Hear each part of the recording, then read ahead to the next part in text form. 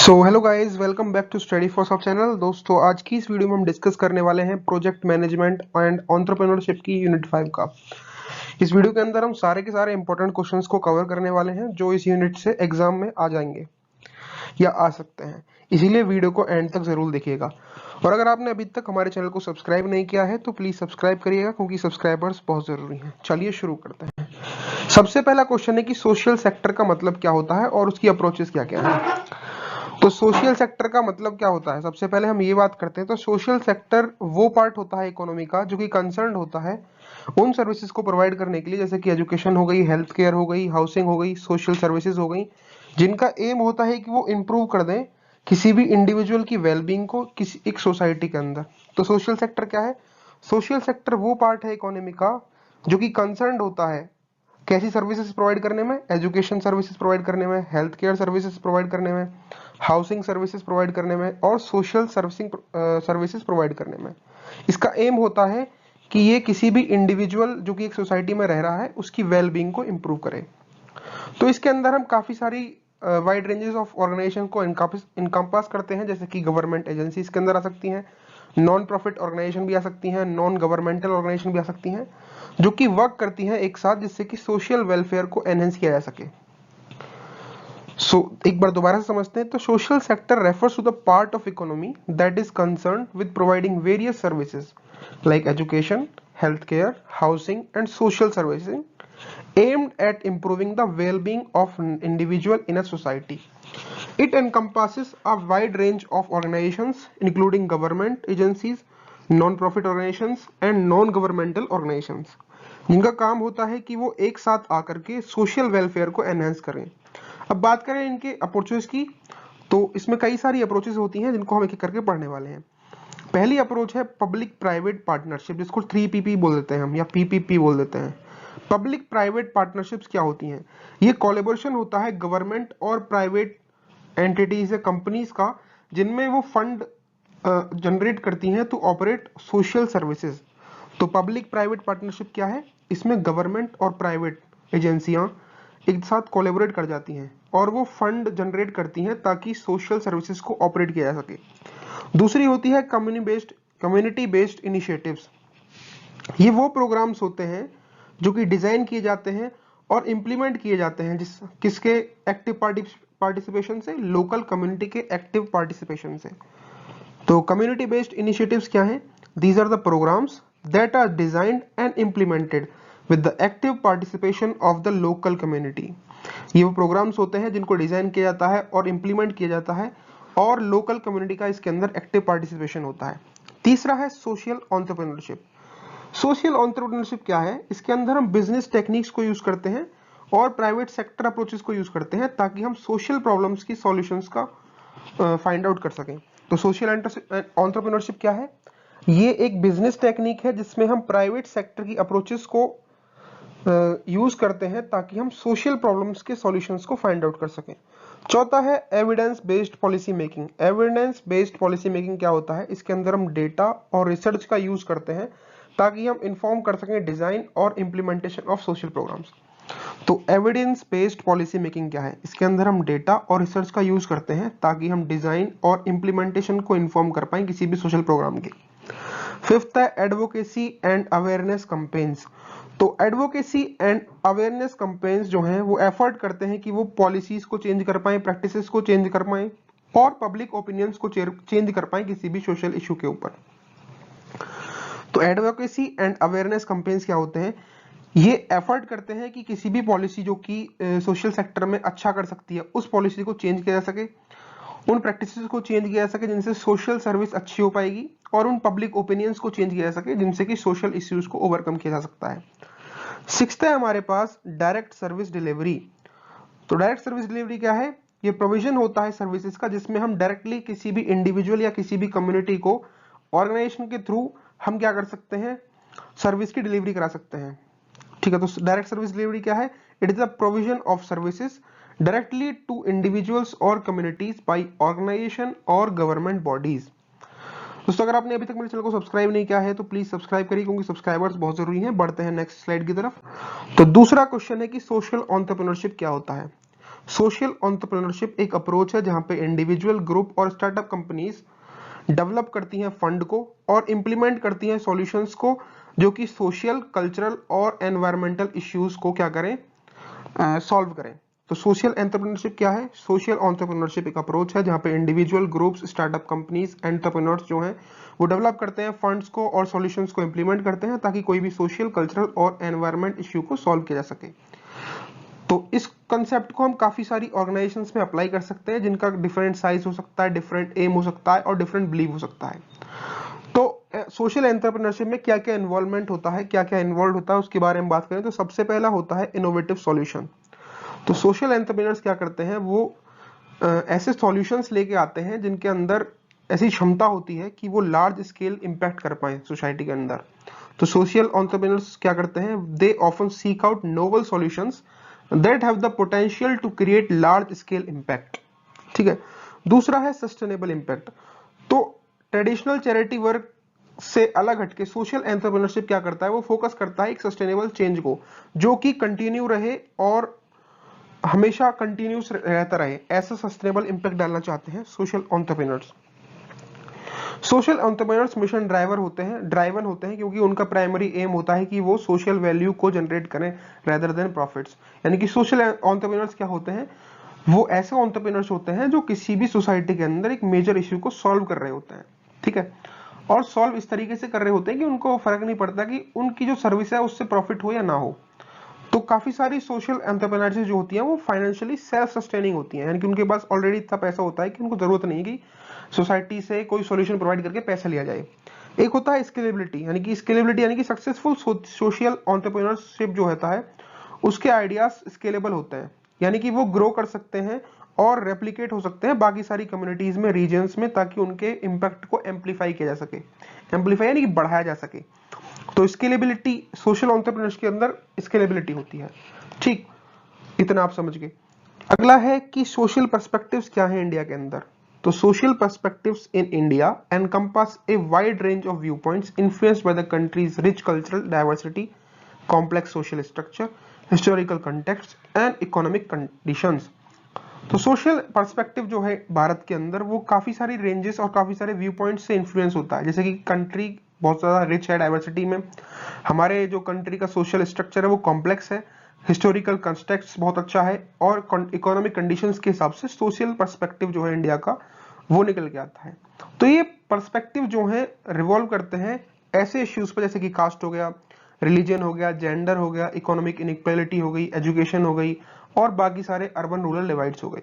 तो कुछ की सोशल पर्सपेक्टिव जो इंडिया के अंदर है उनके बारे में बात करते हैं। तो पहला है हायरार्की, यानी कि ये ट्रेडिशनल होता है और परसिस्टेंट होता है। हायरार्की क्या है, ये ट्रेडिशनल है और परसिस्टेंट है और ये इन्फ्लुएंस होता है कास्ट से और फैमिली स्ट्रक्चर से। हायरार्की यानी कि सोशल पर्सपेक्टिव क्या है कि घर के अंदर अगर कोई बुजुर्ग है तो उसी के फैसले सबके ऊपर मान्य होंगे। ठीक है। जैसे आपके घर पे दादी हो सकती हैं, उनके फैसले जो होंगे वो आपके पिताजी के ऊपर, आपके चाचा जी के ऊपर या अपने ताऊ जी के ऊपर, जो भी आपकी फैमिली के अंदर होते हैं उनके ऊपर उनके सारे फैसले जो हैं वो मान्य होते हैं। दूसरी चीज है डाइवर्सिटी, क्योंकि सोशल पर्सपेक्टिव इन इंडिया का दूसरा हमारे पास की पॉइंट है डाइवर्सिटी, क्योंकि इसके अंदर भारत के अंदर काफी सारी लैंग्वेजेस हैं, काफी सारे रिलीजन्स हैं और काफी सारी एथनिसिटीज हैं। तो इसके अंदर wide range of languages, religions और एथनिसिटीज आ जाती हैं। तीसरा जो पर्सपेक्टिव है वो जेंडर रोल्स हो सकता है, यानी ट्रेडिशनल और मॉडर्न रोल्स का मिक्स हो सकता है जिसमें ऑनगोइंग चेंजेस हो सकते हैं इक्वलिटी के टुवर्ड्स। ठीक है। अगला है प्योरिटी कॉन्सेप्ट, यानी कि रिचुअल प्योरिटी हो गई या पॉल्यूशन कॉन्सेप्ट हो गए, वो इन्फ्लुएंस करते हैं सोशल इंटरेक्शंस को। हमारे पास फिफ्थ है urban rural divide. Urban rural divide क्या है कि गांव और शहर के बीच में एक गैप है। ठीक है। क्योंकि गांव के लोगों की आउटलुक और लाइफस्टाइल थोड़ी सी डिफरेंट होती है, वहीं जो अर्बन लोग हैं यानी कि शहरी लोग हैं उनके रहने का जो लाइफस्टाइल है वो थोड़ा सा अलग होता है। तो वो भी इन्फ्लुएंस करता है सोशल पर्सपेक्टिव को भारत के। अगला है सोशियोलॉजिकल स्टडीज। ये वेरियस फ्रेमवर्क्स होते हैं जो कि एनालाइज करते हैं इंडियन सोसाइटी के अंदर कॉम्प्लेक्सिटीज को। सोशियोलॉजिकल स्टडीज क्या करते हैं, ये काफी सारे फ्रेमवर्क्स होते हैं जो यूज किए जाते हैं ताकि हम भारत की सोसाइटी के अंदर जो कॉम्प्लेक्सिटीज हैं उनको एनालाइज कर पाए। तो सोशल पर्सपेक्टिव के की पॉइंट्स क्या क्या है भारत के अंदर? एक तो हायरार्की हो गया, एक डाइवर्सिटी हो गया। क्यों डाइवर्सिटी? क्यों? क्योंकि भारत के अंदर काफी सारी भाषाएं बोली जाती हैं, काफी सारे रिलीजियंस हैं, धर्म है, और काफी सारी एथनिसिटीज हैं। तीसरा इसके अंदर रोल प्ले करता है जेंडर का, क्योंकि भारत के अंदर अब जो चेंजेस आ रहे हैं कि वुमेन्स को थोड़ा सा बढ़ावा दिया जा रहा है, तो ये जेंडर जो है ये भी सोशल पर्सपेक्टिव को चेंज कर रहे हैं। अगला है प्यूरिटी कॉन्सेप्ट्स, क्योंकि यानी कि रिचुअल प्यूरिटी और पॉल्यूशन भी जो कॉन्सेप्ट है इसका वो भी इन्फ्लुएंस करता है सोशल इंटरेक्शंस को। हमारे पास अगला है अर्बन रूरल डिवाइड। तो अर्बन और रूरल का डिवीजन जो है उनके बेसिस, कल्चर के बेसिस पे, लाइफस्टाइल के बेसिस पे, उनके आउटलुक के बेसिस पे, उनकी सोच विचारधारा के ऊपर तो उससे क्या होता है कि जो पर्सपेक्टिव है सोशल इन भारत का वो थोड़ा सा इन्फ्लुएंस होता है। चलिए बढ़ते हैं नेक्स्ट क्वेश्चन की तरफ। अगला है कि different types of social entrepreneurship, यानी कि सोशल एंटरप्रेन्योरशिप की कितनी टाइप्स हैं। तो सोशल एंटरप्रेन्योरशिप एक ऐसा एंटरप्रेन्योरशिप होता है या एक ऐसा फॉर्म होता है एंटरप्रेन्योरशिप का जिसका एम होता है कि वो सोशल प्रॉब्लम्स को सॉल्व करे इनोवेटिव सॉल्यूशंस के साथ। तो काफी सारी सोशल एंटरप्रेन्योरशिप होती हैं। सबसे पहली है कम्युनिटी बेस्ड एंटरप्राइजेस। तो कम्युनिटी बेस्ड एंटरप्राइजेस क्या होते हैं? ये बिजनेसेस होते हैं जो कि ओन किए जाते हैं और ऑपरेट किए जाते हैं किसी भी कम्युनिटी के, ताकि उनके लोकल इश्यूज को हम एड्रेस कर पाए, जैसे कि अनएम्प्लॉयमेंट हो गया, एनवायरमेंटल डिग्रेडेशन हो गया। और इनका जो काम होता है, यानी कि कम्युनिटी बेस्ड एंटरप्राइज क्या है?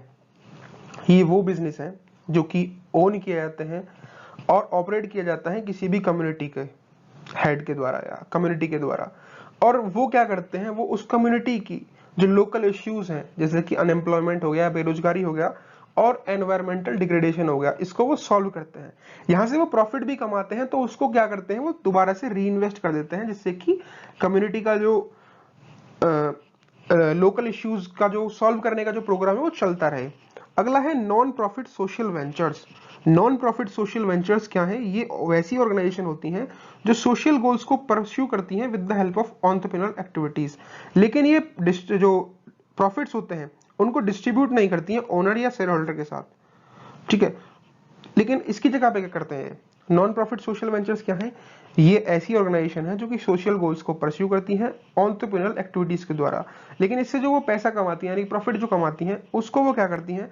वो उसके ओनर्स और जो स्टेक होल्डर्स या शेयर होल्डर्स हैं उनके साथ डिस्ट्रीब्यूट नहीं करती है, बांटती नहीं है।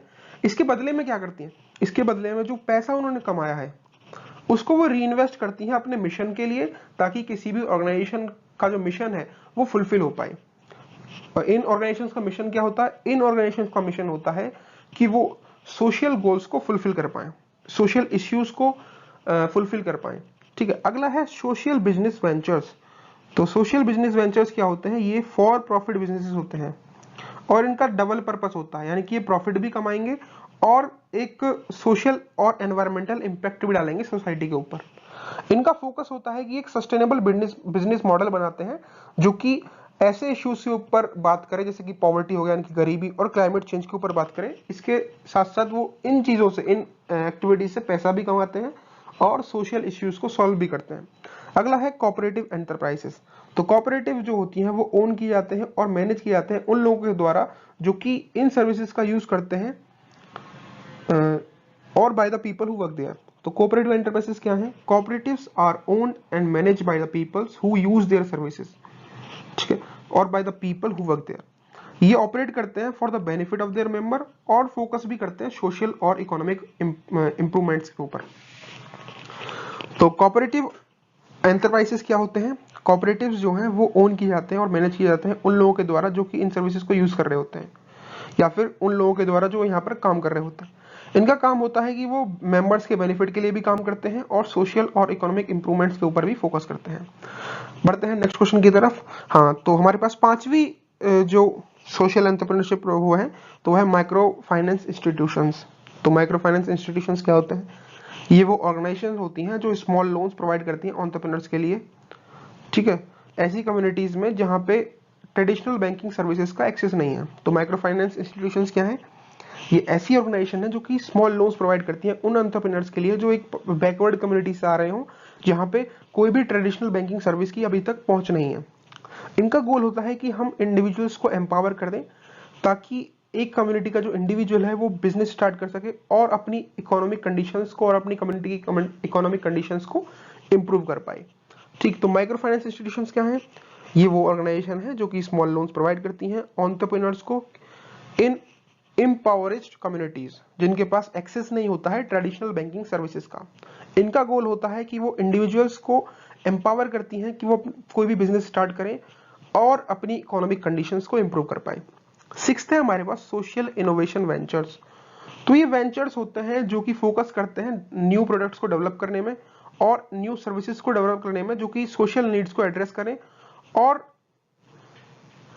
ऐसी सोशल नीड्स को एड्रेस करें जो कि अभी तक किसी भी मार्केट या एग्जिस्टिंग इंस्टीट्यूशन के द्वारा मीट नहीं की पाई हो। ये यूज करती हैं टेक्नोलॉजी का ताकि उनके इम्पैक्ट को स्किल किया जा सके। तो सोशल इनोवेशन वेंचर्स क्या हैं? ये ऐसे वेंचर्स होते हैं जो कि फोकस करते हैं ऐसे प्रोडक्ट्स ऐसी सर्विसेज बनाने में जो नई हो और अभी तक उनको किसी ने बनाया ना हो या किसी भी कंपनी ने ऐसे सोशल नीड्स या इश्यूज को अभी तक कवर नहीं किया हो, उन प्रोडक्ट्स को ये बनाती हैं। ठीक है, तो सोशल इनोवेशन वेंचर्स क्या हैं? ये वेंचर्स हैं जो कि फोकस करते हैं ऑन डेवलपिंग न्यू प्रोडक्ट्स और सर्विसेज जो एड्रेस करती है सोशल नीड्स को जो कि अभी तक किसी भी मार्केट या एग्जिस्टिंग इंस्टीट्यूशन के द्वारा मेट न किया गया हो।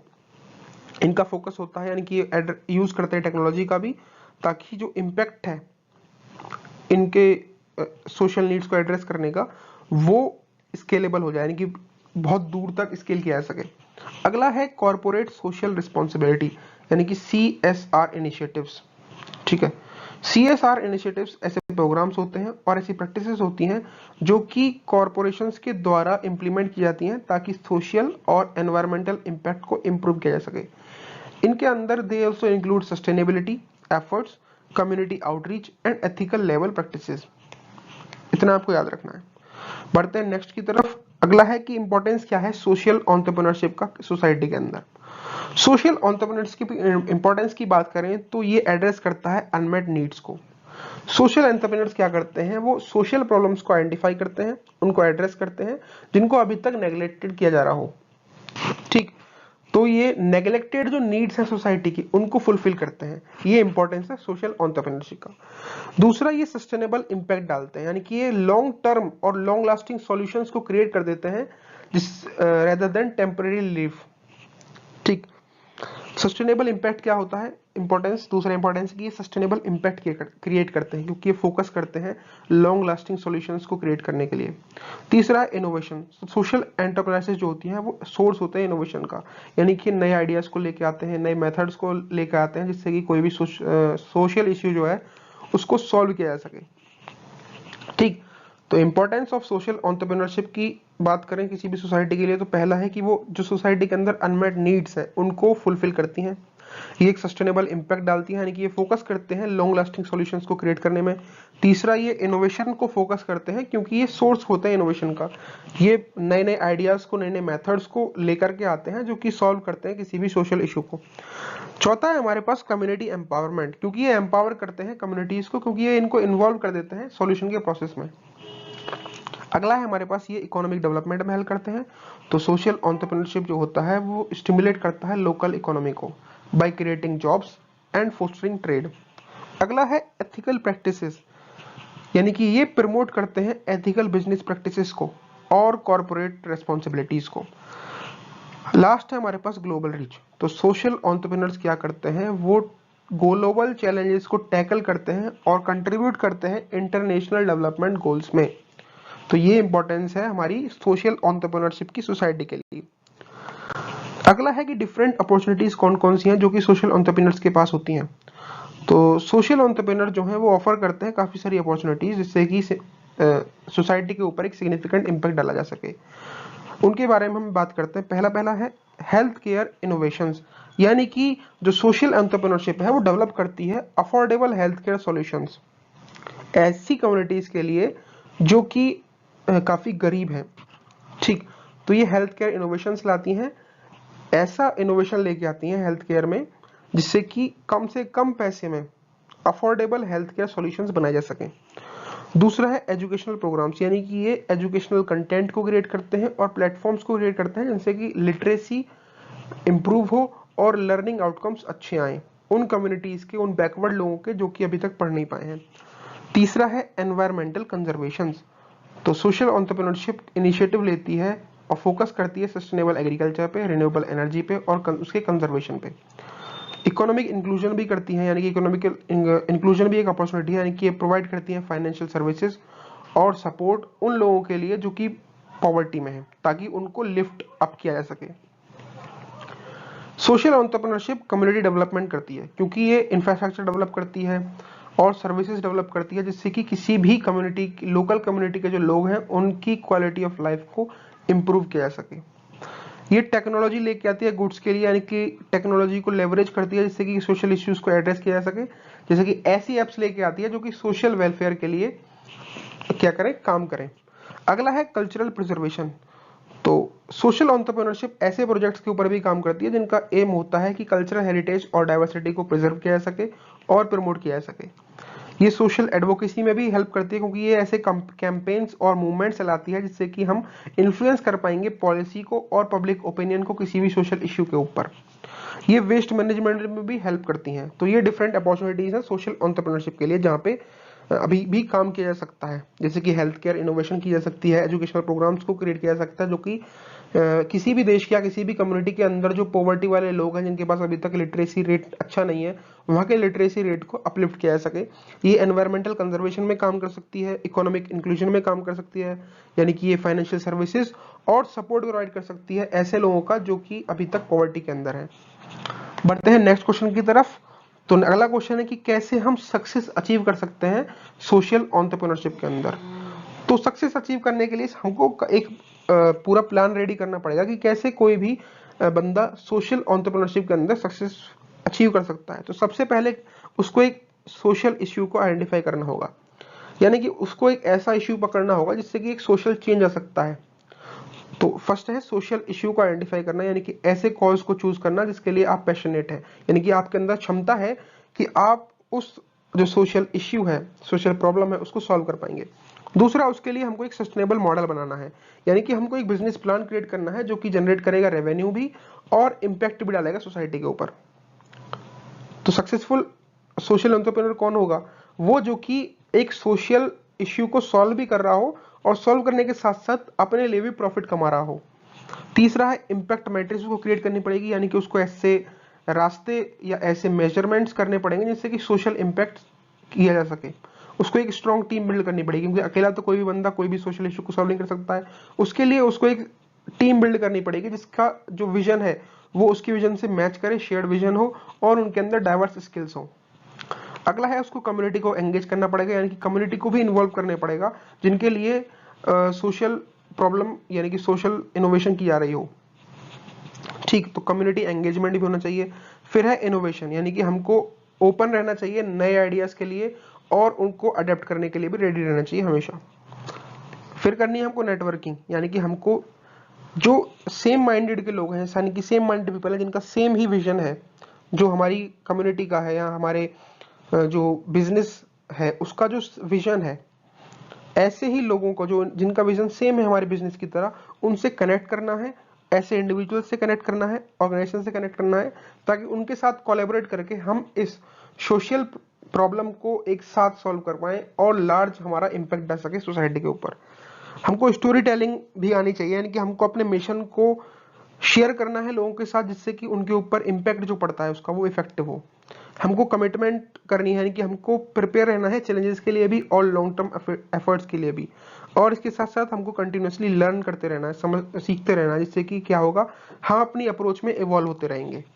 तो कैसे सक्सेस अचीव कर सकते हैं हम सोशल एंटरप्रेन्योरशिप के अंदर? पहला है कोई सोशल इश्यू को आइडेंटिफाई करें, उसको सॉल्व करने के लिए एक सस्टेनेबल मॉडल बनाएं जहां पे कि हम रेवेन्यू भी जनरेट कर पाए और इम्पैक्ट भी डाल पाए। हमको मैट्रिसेस को भी इम्पैक्ट करना है, यानी कि हमको ऐसे वेज सेटअप करने हैं जिनसे कि सोशल इम्पैक्ट को मेजर किया जा सके। हमको स्ट्रॉन्ग टीम बिल्डअप करनी है, कम्युनिटी का एंगेजमेंट कराना है, इनोवेटिव आइडियाज को हमेशा ओपन रखना है, नेटवर्किंग करनी है लोगों के साथ जिनकी सेम ही विजन हो हमारी तरह। स्टोरी टेलिंग आनी चाहिए जिससे कि हम ऐसी स्टोरीज या ऐसे मिशंस को शेयर कर पाए लोगों के साथ जिससे कि उनके ऊपर इम्पैक्ट इफेक्टिवली पड़ पाए। हमको कमिटेड रहना है, यानी कि चैलेंजेस के लिए भी प्रिपेयर्ड रहना है और लॉन्ग टर्म एफर्ट्स करते रहना है, कंटिन्यूस लर्न करते रहना है। तो इस तरीके से हम सक्सेस अचीव कर सकते हैं सोशल एंटरप्रेन्योरशिप के अंदर। बढ़ते हैं नेक्स्ट की तरफ। तो अगला है कि सोशल इनोवेशन क्या होता है और उसके डिफरेंट टाइप्स कौन कौन से हैं। तो सोशल इनोवेशन क्या है, ये वो स्ट्रेटेजीज होती हैं, कॉन्सेप्ट्स होते हैं, आइडियाज होते हैं और ऑर्गेनाइजेशंस होते हैं जो कि सोशल नीड्स को मीट करते हैं, जिससे कि वर्किंग कंडीशंस चलिए सोशल इनोवेशन क्या है। Social innovation are the strategies, concepts, ideas and organization that meet social needs resulting from working condition, education, community development and health। ये इनोवेशन डिजाइन किए जाते हैं ताकि जो दिक्कत आ रही है सोशल नीड्स के अंदर उनको क्या किया जा सके, इफेक्टिव किया जा सके, एफिशिएंट बनाया जा सके, सस्टेनेबल बनाया जा सके। ठीक, तो सोशल इनोवेशन क्या है, ये वो स्ट्रेटेजीज होती हैं, कंसेप्ट्स होते हैं, आइडियाज होते हैं जो कि सोशल नीड्स को मीट अप करते हैं। ठीक, इन इनोवेशन को इसलिए डिजाइन किया जाता है ताकि जो सॉल्यूशंस हैं वो इफेक्टिव हो, एफिशिएंट हो और सस्टेनेबल हो। ठीक है, different types of social innovations की बात करें तो हमारे पास कई सारी टाइप्स होती हैं सोशल इनोवेशन की। पहली है प्रोडक्ट इनोवेशन, यानी कि हम ऐसी गुड्स और सर्विसेज, ऐसे प्रोडक्ट्स बना दें जो कि किसी भी सोशल इश्यू को एड्रेस कर रहे हो। जैसे सॉरी, तो ऐसे प्रोडक्ट्स को हम इनोवेट कर दें जो कि क्या करें, सोशल इश्यूज को एड्रेस कर पाए। दूसरा है प्रोसेस इनोवेशन, यानी कि हम ऐसे नए नए तरीके बना दें सर्विसेज को डिलीवर करने के और प्रोडक्ट्स को डिलीवर करने के जिनसे कि सोशल लाइफ के ऊपर इम्पैक्ट पड़े। अगला है मार्केट इनोवेशन, यानी कि हम ऐसे नई मार्केट्स को क्रिएट करें जो कि सर्व कर रही हो अनमेट सोशल नीड्स को। चौथा है पॉलिसी इनोवेशन, यानी कि हम चेंजेस कर दें लेजिस्लेशन के अंदर ताकि हम सोशल आउटकम्स को इंप्रूव कर पाए। पॉलिसी इनोवेशन क्या है, जिसमें हम चेंज करते हैं लेजिस्लेशन के अंदर या रूल्स के अंदर जिससे कि एक अच्छा इंप्रूव्ड सोशल आउटकम आ पाए। पांचवा है ऑर्गेनाइजेशनल इनोवेशन, जिसके अंदर हम नई स्ट्रक्चर बनाते हैं ऑर्गेनाइजेशन के अंदर ताकि हम सोशल इंपैक्ट को एनहेंस कर पाए। अगला है सिस्टम इनोवेशन, ये ट्रांसफॉर्मेटिव चेंजेस होते हैं सोसाइटल सिस्टम में और उसके स्ट्रक्चर में। ठीक, तो ये हैं different types of social innovation. बढ़ते हैं नेक्स्ट की तरफ। तो अगला है कि मार्केटिंग मैनेजमेंट क्या होती है और उसके ऑब्जेक्टिव क्या हैं। तो marketing management is the organizational discipline. Marketing management क्या है, ये ऑर्गेनाइजेशन का डिसिप्लिन होता है जो कि फोकस करता है ऐसी प्रैक्टिकल एप्लीकेशंस के ऊपर या जो कि मार्केटिंग टेक्निक्स होती हैं और मैनेज करते हैं फर्म की मार्केटिंग रिसोर्सेज को और उसकी एक्टिविटीज को। सो मार्केटिंग मैनेजमेंट क्या है, मार्केटिंग मैनेजमेंट जो है एक ऑर्गेनाइजेशन का डिसिप्लिन होता है जिसका फोकस होता है कि वो ऐसी प्रैक्टिसेस अपनाए जिससे कि जो फर्म है जो मार्केटिंग करवा रही है उसकी रिसोर्सेज को क्या किया जा सके, मैनेज किया जा सके और उसकी एक्टिविटीज को मैनेज किया जा सके। इसका एम क्या होता है, इसका एम होता है कि ऐसे प्लान्स को क्रिएट करना और ऐसी स्ट्रेटेजीज को इंप्लीमेंट करना जो कि प्रमोट कर रही हो कंपनी की ग्रोथ के लिए और मार्केट शेयर को भी इंक्रीज करते हैं। तो इसका ऑब्जेक्टिव की बात करें मार्केट मैनेजमेंट की तो उसका ऑब्जेक्टिव होता है कि डिमांड क्रिएट करना, यानी कि ऐसी मार्केटिंग स्ट्रेटेजीज और एक्टिविटीज करनी है जिनसे कि लोगों के अंदर इंटरेस्ट पैदा हो प्रोडक्ट के लिए और उसकी डिमांड बढ़ जाए। दूसरा कस्टमर सेटिस्फेक्शन, दूसरा इसका ऑब्जेक्टिव क्या है कि ये इंश्योर करेगा कि जो कस्टमर्स की नीड्स हैं और एक्सपेक्टेशंस हैं वो फुलफिल हो रही हैं या नहीं। तीसरा ये मार्केट शेयर जनरेट करेगा, यानी कि एक्सपेंड करेगा कंपनी के मार्केट शेयर को बाय अट्रैक्टिंग न्यू कस्टमर्स और इंक्रीजिंग सेल्स। अगला है जनरेटिंग प्रॉफिट्स, इसका ऑब्जेक्टिव होता है कि हम मार्केटिंग मैनेजमेंट के द्वारा ऐसी स्कीम्स और ऐसी प्रोडक्ट्स लेके आए जिन जो कि एम करें और प्रॉफिटेबल बना दें बिजनेस को। पांचवा है सस्टेनेबल ग्रोथ, यानी कि हमको डेवलप करनी है ऐसी स्ट्रेटेजीज जो कि लॉन्ग टर्म ग्रोथ बनाए किसी भी कंपनी के लिए, इसके साथ साथ वो एनवायरनमेंट और सोसाइटी के ऊपर एक पॉजिटिव इंपैक्ट डालें। सिक्स्थ है बिल्डिंग ब्रांड इक्विटी, यानी कि हमको एस्टेब्लिश करना है और एनहेंस करना है ब्रांड की वैल्यू को मार्केट प्लेस के अंदर। ठीक, तो ऑब्जेक्टिव्स की बात करें तो पहला ऑब्जेक्टिव है कि डिमांड क्रिएट करनी आनी चाहिए, दूसरा कस्टमर सेटिस्फेक्शन होना चाहिए, तीसरा मार्केट शेयर को एक्सपेंड करना आना चाहिए, चौथा प्रॉफिट भी जनरेट करना आना चाहिए, पांचवा है सस्टेनेबल ग्रोथ और छठा है बिल्डिंग बिजनेस इक्विटी। तो ये ऑब्जेक्टिव्स अगर कोई फॉलो करता है, अगर उनको अचीव कर लेता है through the mix of product, price, place और प्रमोशन स्ट्रेटेजीज, जिससे कि जो 4P है मार्केटिंग की वो फुलफिल हो जाती है। 4P क्या है मार्केटिंग की, प्रोडक्ट अच्छा होना चाहिए, प्राइस एक सही सेट होना चाहिए, सही प्लेस पे उसको प्रमोट किया जाना चाहिए और सही प्रमोशन स्ट्रेटेजीज को अपनाना चाहिए, जिससे क्या होगा कि जो किसी भी कंपनी है उसका प्रॉफिट बढ़ जाएगा।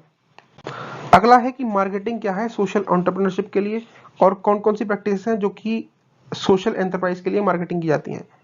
ठीक है, मार्केटिंग फॉर सोशल एंटरप्रेन्योरशिप क्या होता है और प्रैक्टिसेस कौन कौन सी हम फॉलो करते हैं मार्केटिंग के लिए सोशल एंटरप्राइज के अंदर।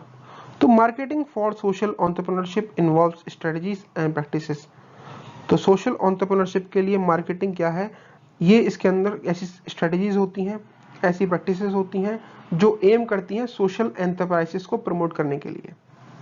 जिससे क्या होगा, जिससे बिजनेस जो है वो प्रायोरिटाइज कर पाएगा सोशल इम्पैक्ट्स को अलोंगसाइड फाइनेंशियल सस्टेनेबिलिटी।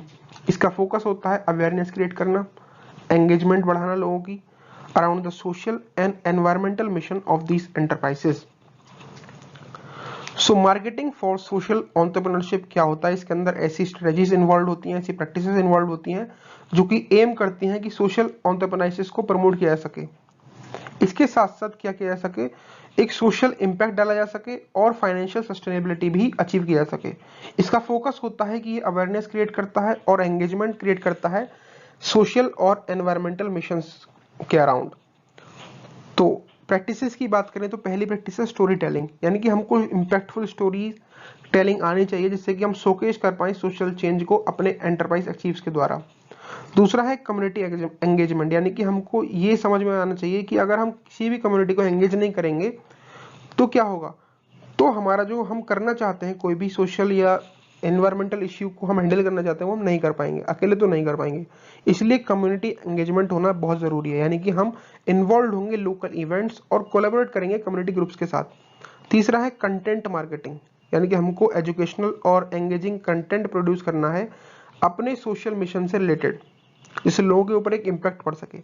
हमको सोशल मीडिया एडवोकेसी आनी चाहिए, यानी कि हमको ऐसे सोशल प्लेटफॉर्म्स को यूज करना आना चाहिए जो हमारे मैसेज को स्प्रेड कर पाए और सपोर्टर्स को एंगेज कर पाए। पांचवा पार्टनरशिप, यानी कि हमको अलायंसेस क्रिएट करने हैं, लोगों के साथ अलायंस क्रिएट करना है जो कि हमारी ही वैल्यूज की तरह उनकी वैल्यूज हो, हमारे ही मिशन की तरह उनका भी मिशन हो, हमारे ही विजन की तरह उनका भी विजन हो, ताकि हम साथ में मिलके अपने इम्पैक्ट्स को एम्पलीफाई कर पाए। छठा है ट्रांसपेरेंसी, अगली प्रैक्टिस क्या है, ट्रांसपेरेंसी, यानी कि हमको ओपननेस मेंटेन करनी आनी चाहिए अपने ऑपरेशंस के अराउंड और अपने इम्पैक्ट के अराउंड, ताकि हम ट्रस्ट बिल्ड कर पाए। ठीक है, ट्रस्ट बिल्ड कर पाए। सेवंथ है इम्पैक्ट रिपोर्टिंग, यानी कि हमको रेगुलरली शेयर करना आना चाहिए अपने मेजरेबल आउटकम्स को सोशल इनिशिएटिव से। इम्पैक्ट रिपोर्टिंग का मतलब क्या है, she should regularly share the measurable outcomes of our social initiatives. Eighth है कस्टमर का इन्वॉल्वमेंट, यानी कि हमको ऐसी वेज ऑफर करनी है जिससे कि कस्टमर भी एक्टिवली पार्टिसिपेट करे हमारे मिशंस के अंदर। ठीक, नेक्स्ट है कि रिस्क कौन कौन से इन्वॉल्व होते हैं सोशल एंटरप्राइज के अंदर। पहला रिस्क है फंडिंग। तो अगर हम सोशल एंटरप्राइज खोलना चाहते हैं तो सबसे पहले हमारे पास पैसा होना चाहिए ताकि हम सोशल इशू को सॉल्व कर पाए, बिना पैसे के तो कुछ होना चाहिए। तो अगर ये प्रॉफिटेबल नहीं होते हैं तो इन्वेस्टर्स भी पैसे नहीं देते हैं, तो सबसे पहले डिफिकल्टी आती है फंडिंग की, क्योंकि हम इन्वेस्टमेंट को सिक्योर नहीं कर पाते हैं। उसके बाद दूसरा रिस्क होता है स्केलेबिलिटी का, यानी कि हम अपने चैलेंज आता है हमारे एंटरप्राइज के अंदर उसको रेप्लिकेट करने का। तीसरा टैलेंट का, यानी कि अगर हमारे पास शॉर्टेज है स्किल्ड वर्कफोर्स की तो भी हम सोशल एंटरप्राइज को चला नहीं सकते हैं। अगली है डिमांड की, यानी कि लिमिटेड मार्केट होता है ऐसे प्रोडक्ट्स और सर्विसेज का जो कि सोशल चेंज ला रहे हों। ठीक, अगला है रेजिस्टेंस, यानी कि ऑब्स्टेकल्स आ सकते हैं एडिशनल सिस्टम से। अगला है परसेप्शन, यानी कि इन्फ्लुएंस हो सकता है रिस्क परसेप्शन का और डिसीजंस का।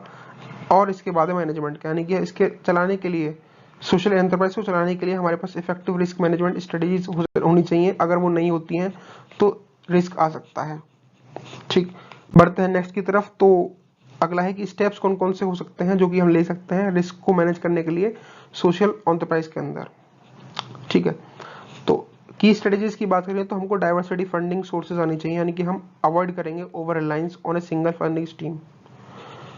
तो हमारे पास फंडिंग सोर्सेज डाइवर्स होने चाहिए, जिससे क्या होगा कि एक सिंगल फंडिंग स्ट्रीम जो है उसके ऊपर हम रिलायबल नहीं हो सकते हैं। हम ऐसे फंडिंग स्ट्रीम्स को एक्सप्लोर करेंगे जिनसे हमारे पास पैसा आता रहे, फंडिंग आती रहे, ताकि हम कोई भी सोशल इशू को सॉल्व कर पाए।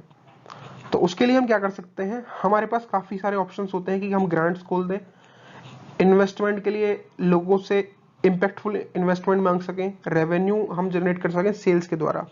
हमको स्ट्रॉन्ग पार्टनरशिप बिल्ड करनी आनी चाहिए, यानी कि हमको कोलैबोरेट करना आना चाहिए ऑर्गेनाइजेशंस के साथ, गवर्नमेंट बॉडीज के साथ और कम्युनिटीज के साथ, जो कि रिसोर्सेज शेयर कर पाएं और नॉलेज शेयर कर पाएं। हमको इम्प्लीमेंट करना आना चाहिए रोबस्ट फाइनेंशियल मैनेजमेंट सिस्टम, जिससे कि हम अपने कैश फ्लो के ऊपर, अपनी बजटिंग के ऊपर, अपनी फाइनेंशियल प्लानिंग के ऊपर एक क्लोज आई रख पाएं, ताकि हम लॉन्ग टर्म वायबल हो पाएं। हमको टैलेंट के ऊपर इन्वेस्ट करना आना चाहिए, यानी कि हम अट्रैक्ट करें ऐसे एम्प्लॉयज को जो कि स्किल्ड हों और पैशनेट हों सोशल मिशन के रिगार्डिंग। हमको अच्छी मार्केट रिसर्च करनी आनी चाहिए, जिससे कि हम अंडरस्टैंड कर पाएं और रेस्पॉन्ड कर पाएं मार्केट की डिमांड को, और ऐसे प्रोडक्ट्स को एडेप्ट कर पाएं जो कि सोशल इश्यू को सॉल्व कर रहे हों। हमको पॉलिसी एडवोकेसी करनी आनी चाहिए, यानी कि हमको पॉलिसी मेकर्स के साथ एंगेज होना चाहिए, ताकि हम सपोर्टिव रेगुलेटरी एनवायरनमेंट को क्रिएट कर सकें सोशल एंटरप्राइज के लिए। रिस्क असेसमेंट आना चाहिए, यानी कि हमको रेगुलरली रिस्क को आइडेंटिफाई करना आना चाहिए और उनको हैंडल करने के लिए कंटिजेंसी प्लान्स बनाने चाहिए। हमको स्टेक होल्डर्स को भी एंगेज कराना है, यानी कि ओपन कम्युनिकेशन मेंटेन करनी चाहिए स्टेक होल्डर्स के साथ, ताकि वो हमारे पर ट्रस्ट कर पाए और हमको सपोर्ट कर पाए हमारे सोशल इशू के मिशंस में। हमको इनोवेशन के लिए क्या करना चाहिए, ओपननेस रखनी चाहिए, ऐसी टेक्नोलॉजीज को एम्ब्रेस करना चाहिए जिससे कि हम इम्प्रूव कर पाए अपनी एफिशिएंसी को और अपने इम्पैक्ट को स्केल कर पाए। हमको अपने इम्पैक्ट का मेजरमेंट भी करना चाहिए, कंटिन्यूसली हमको मेजर करते रहना चाहिए कि हमारी जो मिशन है उससे सोशल इम्पैक्ट पड़ रहा है या नहीं। अगला है कि लीगल फ्रेमवर्क क्या होता है और उसकी इंपॉर्टेंस क्या है। तो लीगल फ्रेमवर्क क्या है? Legal framework refers to the set of laws and regulations that govern how business operate within a country.